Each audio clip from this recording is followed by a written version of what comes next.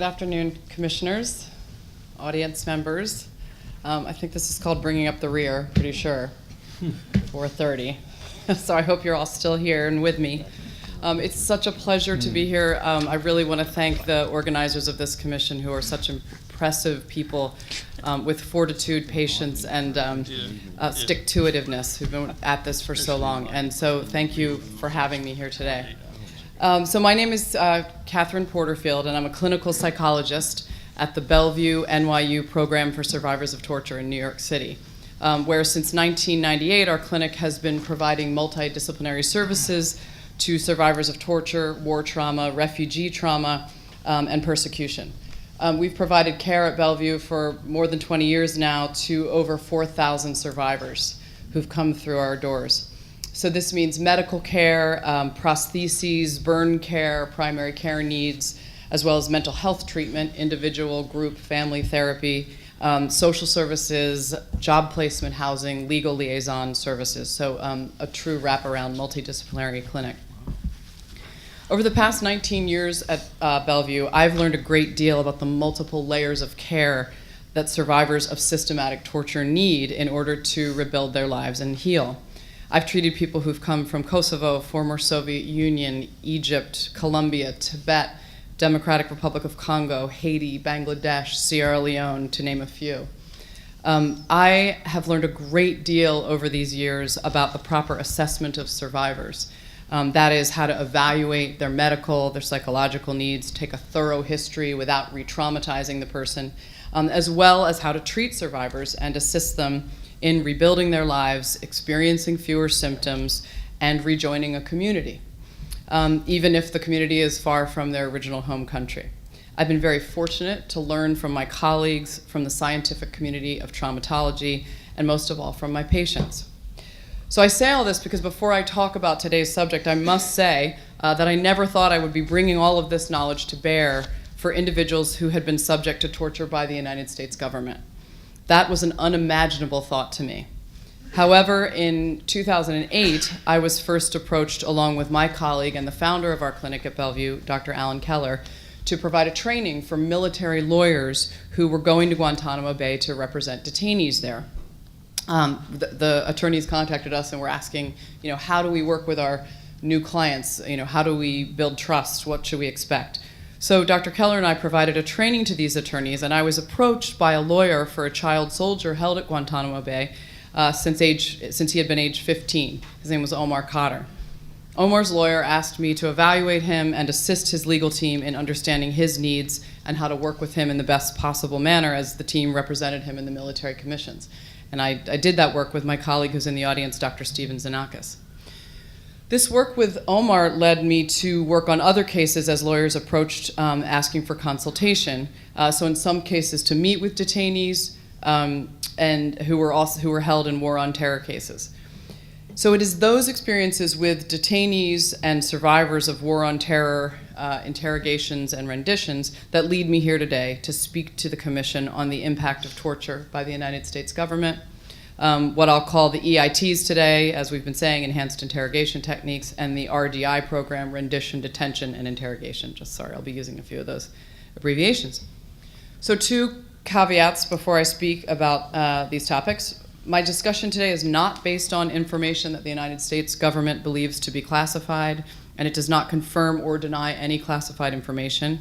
Due to classification issues, there are some topics I will not be addressing at all, but please do not misinterpret me as somehow confirming or denying anything about those subjects, because I am not, and I will not do so. And for reasons of legal privilege, I will not identify nor answer any questions about the individual prisoners with whom I've met. Suffice it to say, I've had extensive interviews and conversations with quite a few men who were subject to the RDI program and systematic torture. I will not directly quote individuals or connect specific torture with specific people. A great deal of relevant and important information, as we've discussed, is available in unclassified and in declassified materials, including, of course, the executive summary of the SSCI report.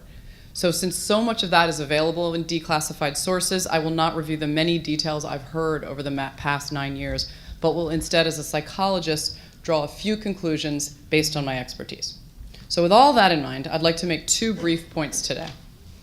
First, the experience of being rendered and tortured was a severely traumatizing, destabilizing, and damaging experience for the men who suffered it. And these experiences of rendition and torture have left long-lasting biopsychosocial consequences in the survivors.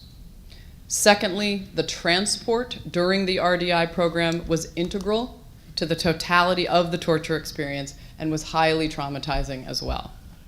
So let's start with the first. So I say the biopsychosocial consequences of torture and rendition. Being rendered was an experience, as I have heard it described, that involved total and complete physical, psychological, and spiritual coercion and control. The loss of bodily control that these men suffered was so complete that it is very difficult to try to describe. The facts of what happened, as I said, have been presented elsewhere, but let me try to talk about the impact of the events. So bear with me for a minute. I want to talk about the impact of being tortured on the neurophysiology of the human organism. So first, we have to understand what pain and terror do to the human organism. Having one's body thoroughly controlled, manipulated, and put through severe pain leads to a cascade of responses that begin in our involuntary neurophysiological protection systems in our human body. This is what evolution designed in us that's kind of amazing because it helps us handle unbelievable threat and stress when we need to. So these systems, once they get kicked on, they enact a neurochemical, neuroendocrine response pattern that is designed to prepare the human body that's under attack for fight, flight, or freeze reactions. Now, each of these reactions, while highly protective in some situations, right, it's good to be able to fight off an attacker, it's good to be able to flee from a dangerous situation, and sometimes we freeze during something, thereby minimizing our injuries or minimizing the attacker coming at us further. But if these strategies, fight, flight, freeze, are activated repeatedly, intensively, and without any chance of escape, they can lead to long-term, if not permanent, impairments in the person's arousal and memory systems in their neurophysiological system as a whole. So the effects are called biopsychosocial because they encompass all of these domains of functioning in a survivor. The physiological, the bio, the psychological and emotional, thoughts and feelings, and the interpersonal and social. And I actually believe that if you're talking about the RDI program, really the effects that I've seen should be called biopsychosocial spiritual, because so much of the torture program used on these individuals was organized around an attack on faith-based practices and beliefs, and therefore left spiritual effects in these men. So the impairments in a torture survivor essentially stem from the linking that happens in the human body between fear reactions and memories. Memories of being abused, being hurt. And this link is actually central to the construct of post-traumatic stress disorder, which of course many of you probably know about. So in post-traumatic stress disorder, remembering what was done to me is the same as being afraid, meaning as I remember, I am immediately sent into a fear reaction. Now what I'd like to say is that the EIT and RDI programs, with those, what I have seen is something akin to a more severe, more pervasive post-traumatic stress disorder. That is extensive, painful stress positioning, sleep deprivation, nudity and bodily exposure, including diapering and humiliating experiences of bodily functions, walling, which is slamming people's heads against a wall, torture involving water application and simulated drowning, sensory overload, sensory understimulation, threats to family members, sexual assault, and attacks on treasured faith-based objects and traditions. All of these led to post-traumatic symptoms that are severe, chronic, and more globally impairing than I have seen in many other survivors of torture. What did the consequences actually look like? What did I see? First of all, survivors reported symptoms that were in some cases typical of post-traumatic stress that we know, having studied and worked with trauma survivors in our field for so many years. That is difficulty with what we call a heightened arousal system. I talked about that fear reaction. So what does that look like? People with sleep problems, irritability, agitation, intrusive remembering being described to me, flashbacks, nightmares, dissociation, which is an intrusive experience of suddenly being outside of your body, avoidance of reminders of the trauma, emotional numbing or being cut off, and negative thoughts and feelings about the self and the world. These are all part of post-traumatic stress in general. However, these symptoms were far more severe and pervasive in the men I've evaluated. For example, arousal problems in some cases led to a chronic condition of what I think of as sort of whipsawing between over and under arousal. So that's sort of the body's parasympathetic and sympathetic nervous system kind of kicking back and forth. This looked like an almost catatonic detachment and bodily collapse in some patients versus anxious, on-edge states of paranoia and vigilance. Another area where typical PTSD symptoms were far more severe was in the area of negative cognitions, that's simply thoughts, and feelings. In my experience, the rupture of human connection was so profound in the men subjected to this systematic man-made program that they often expressed a deep inability to imagine connection or even a modicum of normal human interaction in the future. They described being thrust back into a state of interrogation terror when being asked normal questions from well-meaning lawyers or healthcare professionals. They described detachment from loved ones, a fear of exposing their loved ones to their inner turmoil and other outward expressions of distress. They reported pain when feeling anything resembling trust because it triggered in them a reminder that human connection can bring severe pain and humiliation. These interpersonal effects were disturbing to witness and, of course, frankly, in some ways very disturbing to inadvertently elicit in these men. A third area of severe impairment that I witnessed was what I came to think of as a, quote, phobia of hope. This condition was pointed out to me once by an attorney who stated of her client, "He's afraid to hope." Once I began doing these evaluations, I began to conceptualize this not simply as a fear of hope, like I don't want to let myself hope because I know I'll be disappointed, or even hopelessness. I don't believe my situation will improve. But this was an actual physiological reaction to being drawn towards conversations or thoughts about the future. A phobia. That is a physical reaction of fear and desperate fleeing away from the feared stimulus. That's what a phobia is. But in this case, the stimulus is being asked to think about your future. I came to see this so much that I believe it clinically originated in the specific experience of a torturing interrogation that's been repeated over and over and over again.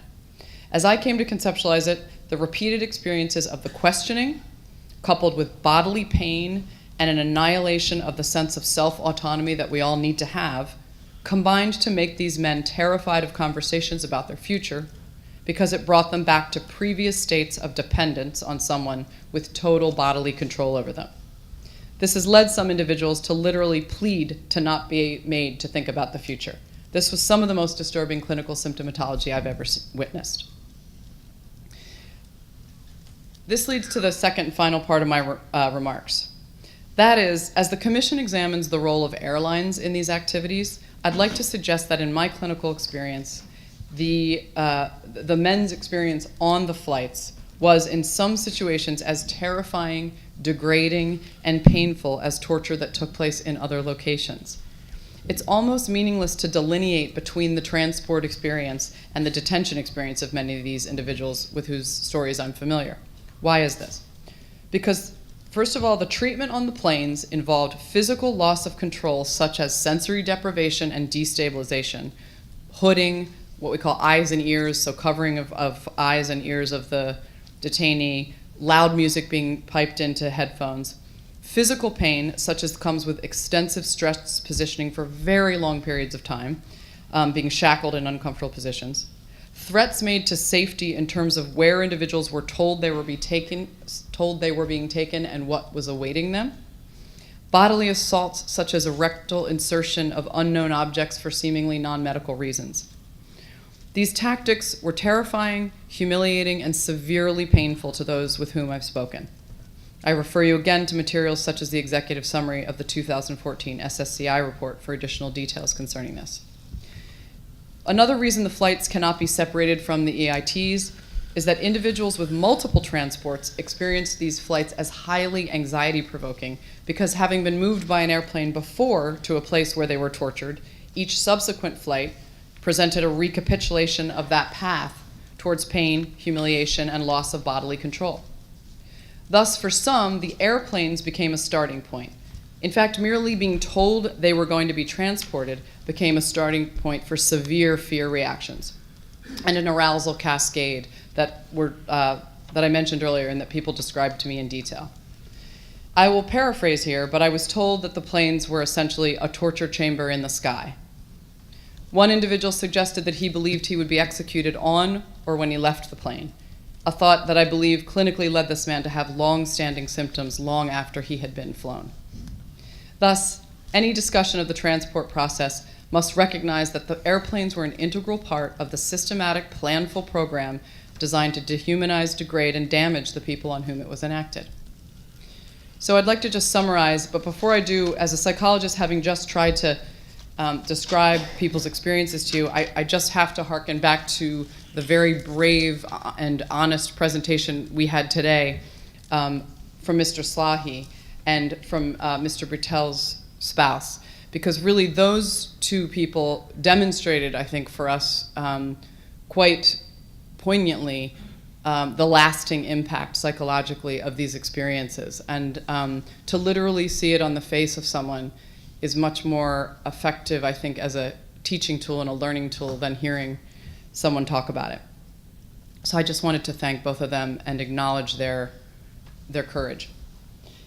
In summary, seeing, talking, and evaluating several survivors of the RDI program has been a shocking experience for me, a clinician with almost 20 years of experience evaluating torture survivors. The sheer volume of organized, systematized human cruelty that I've heard described in the first person is truly staggering to listen to.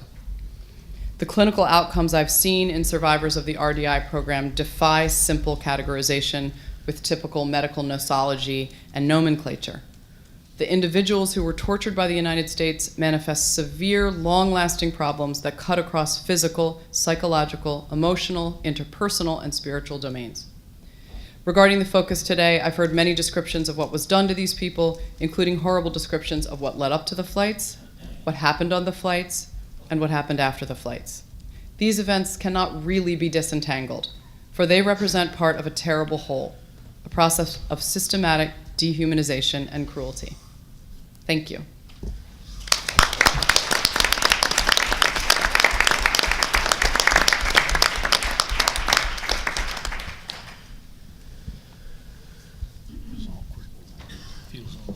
I'll start off. Dr. Porterfield, thank you very much. I would like to start off with a question. We have heard about a theory called the learned helplessness theory, and I want to ask you if, my understanding is that was derived from experiments with dogs. I'm not sure if that's true or not, but is that a valid psychological theory, and is it a theory that could result not only in obtaining compliance with one's captor, but also enhance the ability to obtain accurate information from the captive? What are your thoughts about learned helplessness? It's a good question. It is a complicated question because I don't think there is a yes or no on whether learned helplessness exists or doesn't exist, or is effective or is not effective. So let me back out of it with a different way of thinking about it. So you're right. The origin of learned helplessness as a concept came out of studies of dogs that were put, and other animals, rats too, that were put through aversive experiences, shocks, and other kinds of painful experiences, and then given an opportunity after multiple patterns of shocking and patterns of different kinds of abuse to escape. And they found that over time, with certain kinds of patterns, especially what's called an unpredictable pattern or random pattern, the dogs and the rats, they stopped even trying to end the aversive stimuli. They just couldn't. They just didn't even move. They laid there and let themselves get harmed. So obviously, I mean, that's a mammalian response that was evoked horribly in a lab. It's, clearly reflects something. I think that one of the problems with it as a psychological term is it gets used, so I think in this situation it was used by individuals interested in designing a program to evoke this in people. And first of all, obviously that's a very problematic goal to have, right? That you want to bring about that in a human being. So again, morals, other people today have done a better and more in-depth job and can speak to morality more than I can. But psychologically even, the idea that you could try to evoke that in humans, having seen it modeled on animals, it's a problem, right? Because humans are different. We have a more complex consciousness. We have more ability to discern options than a dog or a rat or a bird. So first of all, just simply the idea that that's come into the dialogue as did they evoke that or did they not, I think is problematic, because I think it turns the discussion into an academic one that loses sight of what was done. It almost doesn't matter if this concept exists and they created it in these people. What matters is that the goal it was to create a system that would essentially eviscerate and eradicate someone's sense of autonomy and their sense of self. And that's what torture is. It's designed to take away your sense of agency and self. So do I think learned helplessness exists? I think it is true that after extensive, inescapable abuse, humans adapt to that with survival techniques, some of which involve passive surrender. And I think that's probably something like what learned helplessness looks like. But I think it's a little bit of a distraction it's a very good question. I'm not criticizing your question. I think that as a concept, it makes us lose sight of some of what was actually happening. I don't think there were people with clipboards thinking, did we get it? Did we get learned helplessness? I mean, I think what they were trying to do was dehumanize these people and take away their ability to have autonomy or a sense of self. So that's a very long-winded non-answer, I'm afraid. Oh, it's good. Thank you. Good.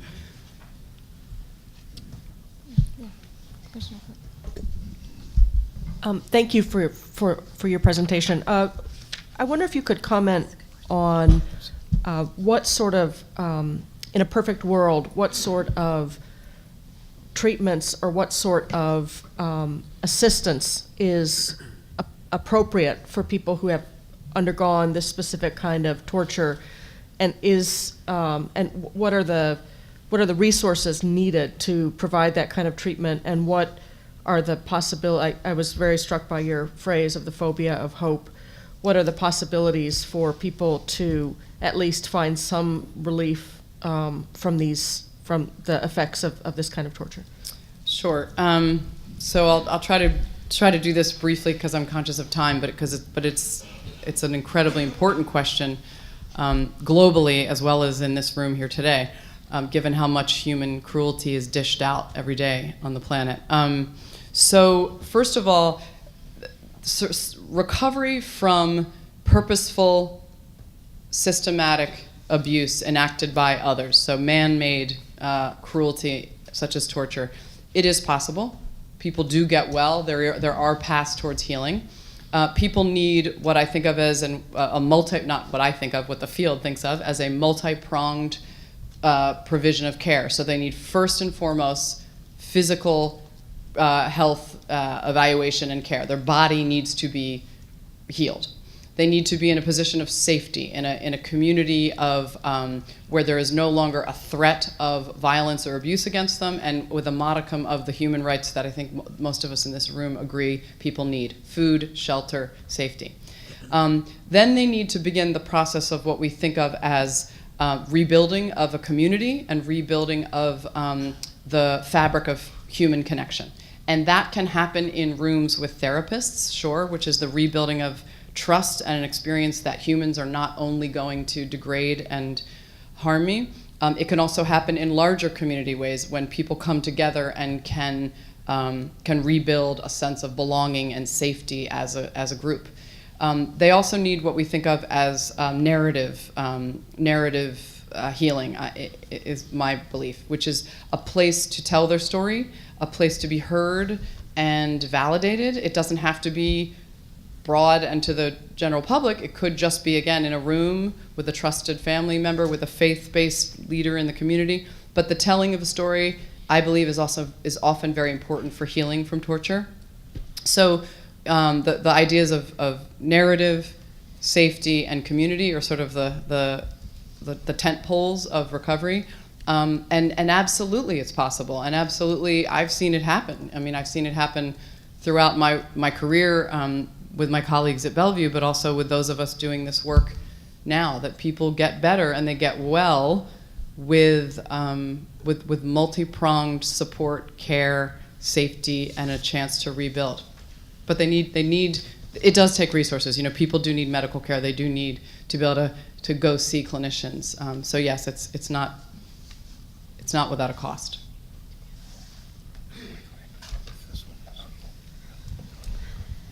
We have an audience question about the fact that released detainees have reportedly been returned either home or to a place of resettlement with handcuffed, shackled, blindfolded.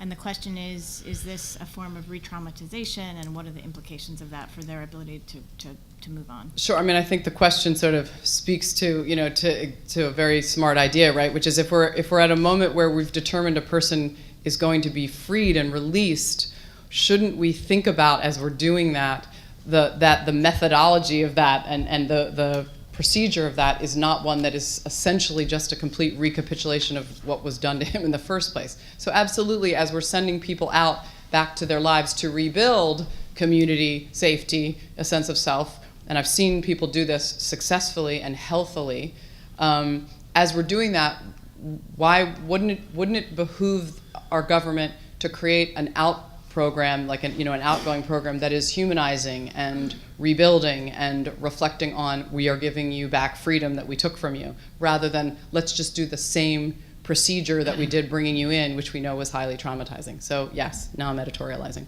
Go ahead. Any other questions? Do we have time? Yeah, we have time for more. Okay. I have a question. Given the types of torture that people endured, I would guess there were probably a lot of traumatic brain injuries as well. And are you, or do you think you will assess that and keep data on that? Well, that's a great question. I mean, yes, there's a lot of evidence of brain injury simply by descriptions of what was done to people, as well as what some of their current symptoms are. I am not an expert in traumatic brain injury, and others in the field who are doing those evaluations, Dr. Zanakis does a lot of that, absolutely are looking at that and probably do have data and findings and recommendations. And it's very serious. I mean, you read the paper now about concussions and about CTE, and we have a population of men whose heads we slammed against the wall repeatedly. It's among other things, kicking in the head, beating. So brain injuries, I think, are absolutely in need of better evaluation and treatment for this population. It's not something I particularly evaluate. Please join me in thanking Dr. Porterfield. Thank you. Thanks very much.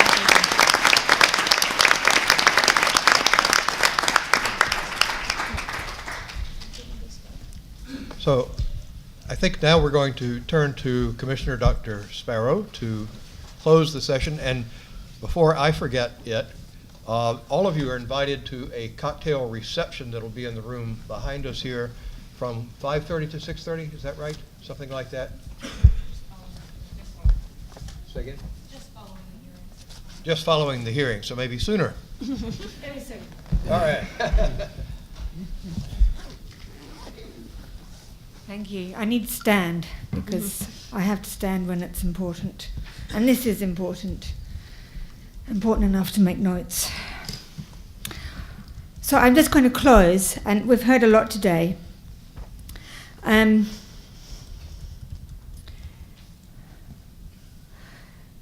We have, as a nation, and I say that as an American, don't be fooled by the accent. The United States has long held itself up as a paragon of respect for human rights, and I know that we believe it. This is the nation that, where Human Rights Watch, where Amnesty, they came to the forefront, and we developed, and we have a very highly developed sense of our rights and the rule of law. And what we have seen, that unfortunately that claim tends to now coexist with an unwillingness on the part of the US government in difficult circumstances to hold itself to either human rights standards or the rule of law. And the torture committed by the CIA and sometimes the US military under President George W. Bush epitomizes this problem. As you've seen and we've heard today, the ban on torture is one of the most fundamental in international human rights law. And there is little more basic than the prohibition of governments inflicting excruciating pain and suffering on people helplessly in their custody and full control. And yet when this basic prescription confronted administration intent on flouting the law, supposedly but falsely in the name of safeguarding Americans, the US government has failed miserably to hold itself to the standards it has long professed. American exceptionalism came to the fore, but in the worst way, not America as an exceptional exemplar of human rights rectitude, but America as a self-asserted exception to those standards. And this is what I call not American exceptionalism, but American exceptionism, which we are seeing more and more of under the current administration. And it's long ago now that the US Justice Department should have investigated and prosecuted those behind these outrages, but instead we've seen it sit on its hands, very determinedly so. President Bush, Obama, and now Trump. No leader has had the interest to uphold the law for these crimes, let alone the willingness to spend the political capital to do so. And they've left us with this precedent of impunity, suggesting that prohibition of torture is a nice statement in US penal military codes, a nice aspiration of international human rights law, but not something to be taken too seriously. So it came to this, the NCCIT, all the presidents had their reasons. But Bush obviously didn't want to implicate himself and his senior officials. In fact, they went to a great deal of trouble, as we've seen with the torture memos, which were made up to justify the unjustifiable. We haven't seen any accountability. We've seen John Yoo, in a nice position in Berkeley, and Stephen Bradbury very recently appointed and confirmed by the Senate to a very senior post in the Trump administration. Obama had other things he wanted to accomplish with Congress, which he presumably feared that investigations would impede. And we see Trump, of course, has no interest in prosecuting torture and has revived the idea of waterboarding. So as we've also heard today, the next best form of accountability to date is the truth-telling, which we have started. The one serious effort at the federal level, the Senate Intelligence Committee report on torture, has never achieved its full potential. We have only the summary, never the full report.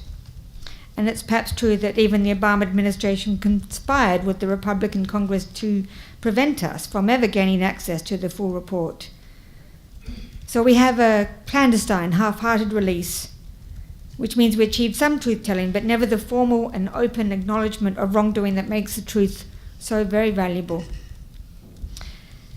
So it is in this environment of painfully incomplete accountability that this effort this week in North Carolina is so important, and which I'm personally very proud to be a part of.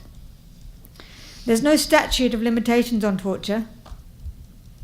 North Carolina played only a modest part in the larger scheme of torture executed by the Bush administration, but at least this state can say that it won't turn its back on this very ugly period in American history. And we've seen today North Carolina begin this process of revealing the best way it can, the way in which its territory, public resources, and private companies were used to advance this very dark scheme of torture. And it's doing so not by releasing a summary of its findings, which of course will happen, and not by stashing a report in government safes never to be revealed, but openly in a public hearing here today.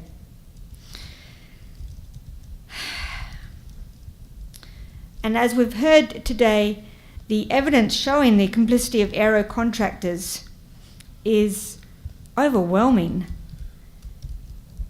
And we just heard the aeroplanes even described as aerial torture chambers. So what we can look to perhaps now is that aero may even now be held accountable, charged with either conspiracy to commit torture or aiding and abetting torture, or both. We've seen that overwhelming evidence. We've also seen the very, very human faces of the suffering and listen to not only what they have said, but also to what they couldn't say about the unspeakable suffering. We have seen some of the depths of immorality on display by the US government, as in the torture memos, the professional violations of ethics, which are staggering. And we have seen and heard about the long-term physical and psychological effects and the loss of hope, which has now cemented something I've been dwelling on for some time, that hope is also a human right. So I'd like to just end today by thanking you all for coming, and by being sort of proud to say now that we are declaring, as it were, that we know torture was committed, that torture is criminal, and we acknowledge that it should never have happened. And we are clearly asserting a determination to ensure that this very dark era of American history is not repeated. And we owe that not only to the victims of torture, but to the American people in whose name this torture was supposedly but wrongfully committed. And we owe it to those people around the world who still want to look to the US as a model on human rights, but instead see a history tarnished by this episode of criminality and impunity. And today we began this process of putting an end to that impunity and beginning one of accountability and truth-telling. And thank you all for being here, and I see you all tomorrow morning.